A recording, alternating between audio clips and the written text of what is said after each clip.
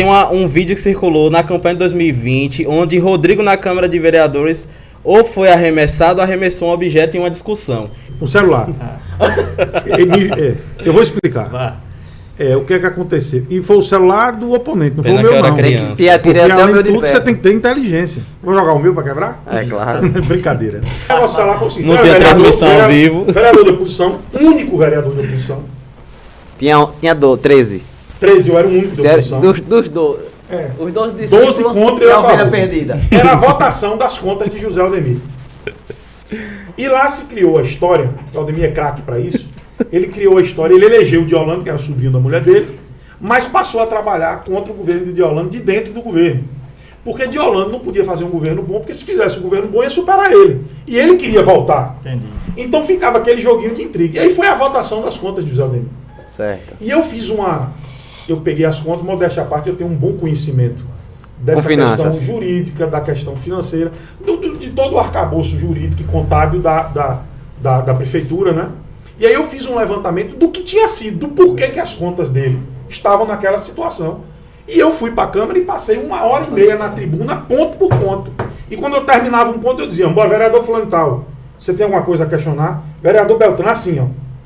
Chegou num ponto que eles se sentiram tão humilhados, porque eles iam ter que já estava acertado de votar a favor das contas. E estavam calados. E eu Certo. inquirindo mesmo. Precisa votar por quê? Se isso aqui é verdade, se isso aqui não é verdade que eu estou dizendo, como é que você vai votar a favor disso? Você fez parte disso? E eu, mais jovem, era mais incisivo ainda, né? E num determinado momento o vereador Guilney, ele pegou a palavra, quando eu terminei, e ao invés de discutir as contas da prefeitura, ele atacou meu pai. Ele ofendeu meu pai.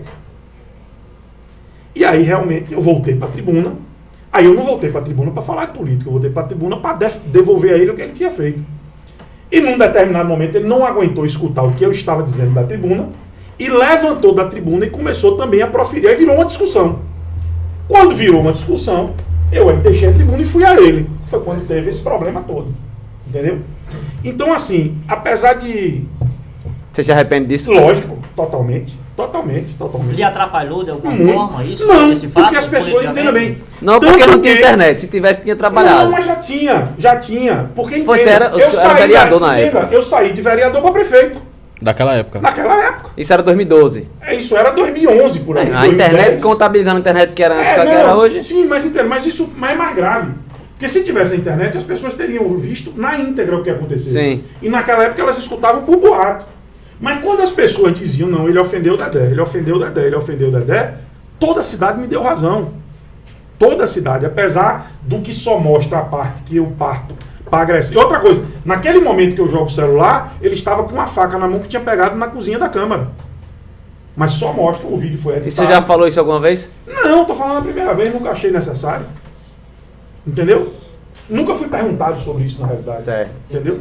A primeira vez. Aí vem Eliel que... Aí vem Eliel e fala, então assim, na realidade, tanto isso aí não me atrapalhou, que foi uma eleição extremamente acirrada. É importante dizer que quando eu me lancei candidato em 2012, Aldemir tinha 64% de intenção de voto, eu tinha 7%. E ganhou. E ganhei as eleições, apertado, foi uma eleição dura, né? Então, tipo assim, eu não venceria as eleições naquele momento se eu não tivesse um bom respaldo popular. Se isso fosse uma mácula, ou se na época do fato eu tivesse feito algo ruim de verdade, algo nocivo, se fosse um comportamento meu, logicamente que eu não teria conseguido nem sequer disputar essa eleição. Não é verdade? Certo. Então é uma coisa que se pega como hoje a internet, nesse ponto ela é meio perigosa, porque você pega um fato isolado que aconteceu há 20 anos e traz para os dias atuais um pedaço editado e transforma no que você quer.